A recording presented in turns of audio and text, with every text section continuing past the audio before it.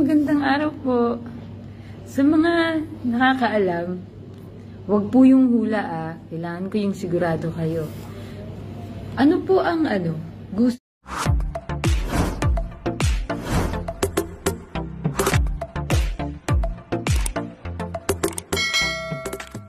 Former Eat Bulaga The Barkads na si Julia Clarete kontento at masaya na sa pagiging full-time mommy at wife ngayon matapos nitong lisanin ang Eat Bulaga maraming taon na ang lumipas.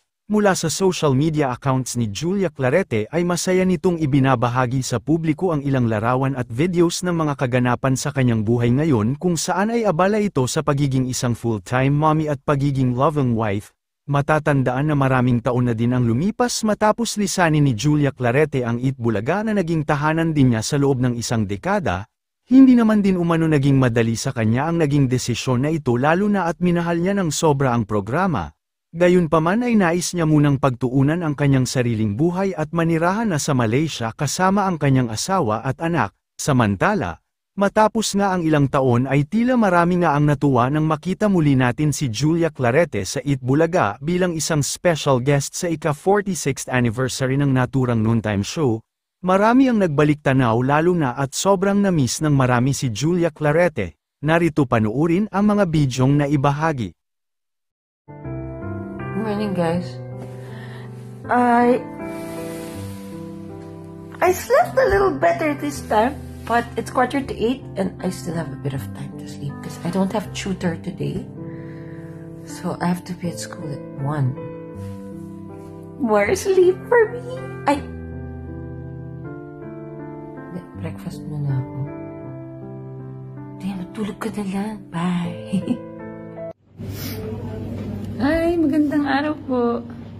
Sa mga nakakaalam, wag po yung hula Kailangan ko yung sigurado kayo. Ano po ang goose egg? Yun po ba yung balot sa atin?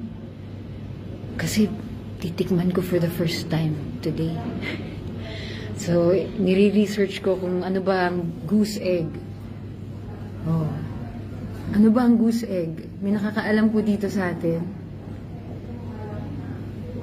Pasabi na lang po sa comments. Si Kapitan nakakain ng goose egg. Hi, Cynthia. Shout out, Jess. Okay, guys, kailangan ko po ng sagot. Hi, Ate Days. Ano po ang goose egg sa Tagalog? Itlog ng pabo? Ay, turkey yung pabo eh. Goose is gansa. May nakakain na po ba ng gansa dito sa atin? Kailangan ko po yung totoong sagot, ha? Hindi yung hula. Next week. Ano po ang goose egg? Itlog ng gansa. May nakakain na po ba sa atin dito ng itlog ng gansa? Patulong naman. Ano po ba ang lasa ng itlog ng gansa? Hi guys! Tanungin ko lang po ulit sa mga kararating lang.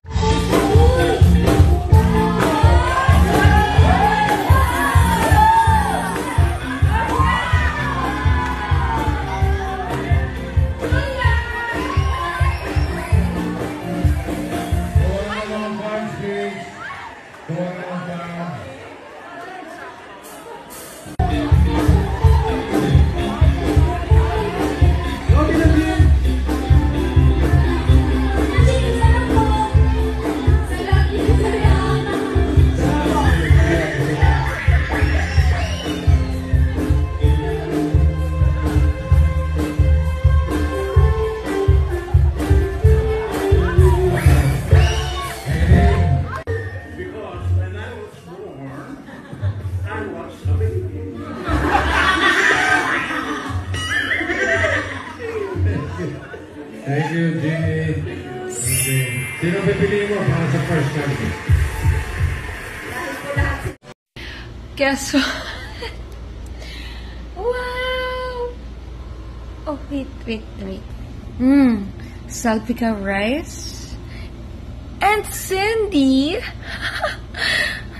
tossed in super spicy squid. Oh my gosh, I'm so happy. Thank you, Big Sky Mind. I love you. I love you, Sims. Thank you so much. Ang sarap ng kain ko ngayong gabi. Ah.